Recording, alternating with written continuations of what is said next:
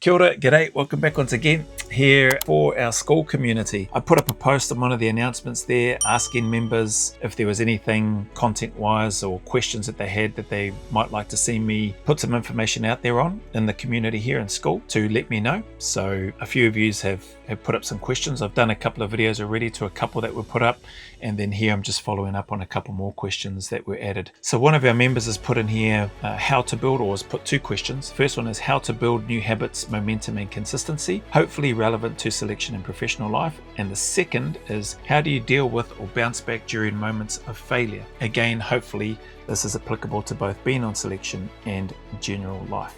Coming back to the first question, how to build new habits, momentum and consistency.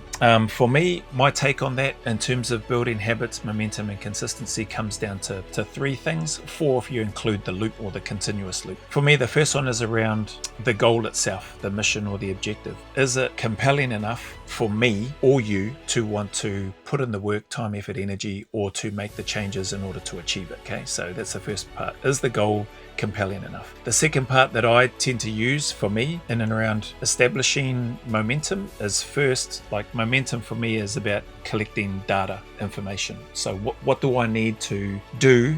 What do I need to understand in order to give me the best chance possible of achieving the goal, which was the first step. Is it compelling enough? So then with that information, then it goes into the third step, which is that consistency. So now that I've got the goal, now that I've got the information, which is part of that momentum, collecting and moving and getting information is momentum. So that's why I put that there. The third part for me is that consistency in and around, okay, now that I've got those two things, now it's time for me to consistently work towards applying that momentum, which is the information and data, so that I can get to the goal. Hopefully that makes sense. That's how I break it down in my simple mind anyway. And then the fourth part is the loop. So almost like the OODA loop, observe, orientate, decide and act, another popular military acronym. Well, I think it comes from the military space anyway. That's where I first heard it. But the looping back around is then constantly assessing to help maintain this consistency. I'm then constantly reassessing and looking at where I've come from, where I'm at, and what I need to do. So the loop is an example, coming back, the goal, the next day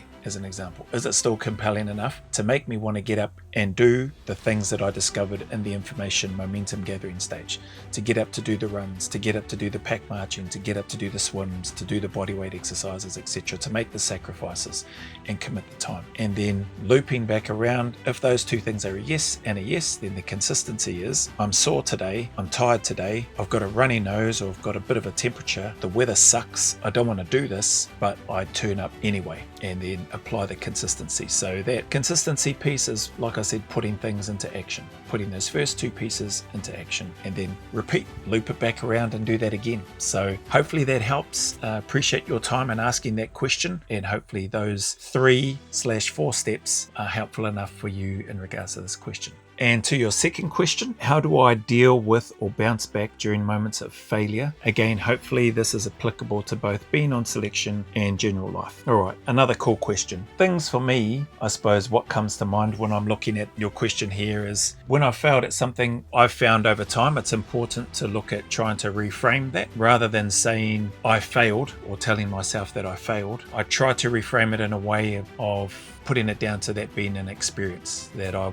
wasn't successful in this attempt whilst trying to do that thing. You know, it's easy in the moment, and I find I still do this as well, to say I failed at that, and to also say some other things about myself as well, and or to myself, which aren't necessarily positive. But in terms of looking to bounce back from a failing or from an experience that whereby you didn't get the outcome that you were wanting or that you were hoping for, reframing it helps for me. Okay, didn't get through it this time, wasn't successful, but I know I can come back and do this again. That's if you still want to do it. So if I link back to the first one, is it compelling enough? And then still sticking with this one in terms of the failing and bouncing back. I've got that experience now in terms of the unsuccessful attempt. Then it's about honestly breaking that down and dissecting it. This is my take anyway. Really looking at, why didn't I get the outcome that I wanted? Did I take shortcuts? Did I not put in enough work? Whether it was for selection, did I not prepare enough physically? Did I not do enough physically demanding things for extended periods of time? Or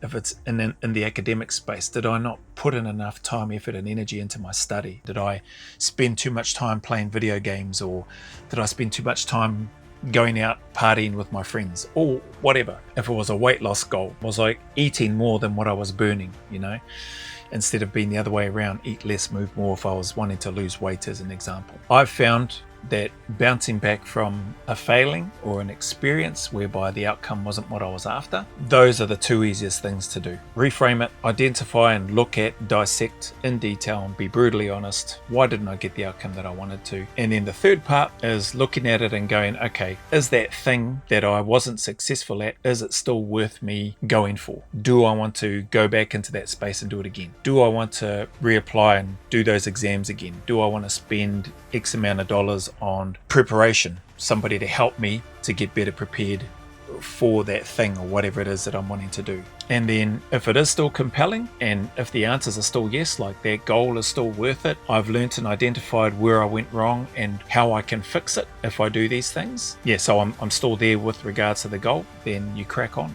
Like, you get back up and you dust yourself off, as miserable and as annoying and as frustrating as that might be, and then you get after it and you go back to work. If after you go through that experience and you don't get the outcome that you're after, and you look at the learnings and you think to yourself, actually that caught me off guard, or I didn't realize that was part of the thing that I was signing up for, that I was wanting to do, actually I don't want to do it anymore, well then you've got your answer as well. You still pick yourself up, you dust yourself off, you learn from that experience and you go, okay, there's that thing over there, I thought it was cool but it's not the thing that I was after, and I'm good with that. I'm not going to be carrying on trying to pursue that path or go down that path anymore. I'm going to go and do this other thing. Yeah, that's my take on those two questions anyway. Hopefully it helps once again, and appreciate your time and support and for dropping in those questions. So feel free to give me any feedback in terms of if there's anything that you took away, if it's helpful, yes, no, if you needed me or if you wanted me to delve a bit deeper and longer into things and give more examples in both of those questions, and I will look to happily try and do that. Or we can delve into that stuff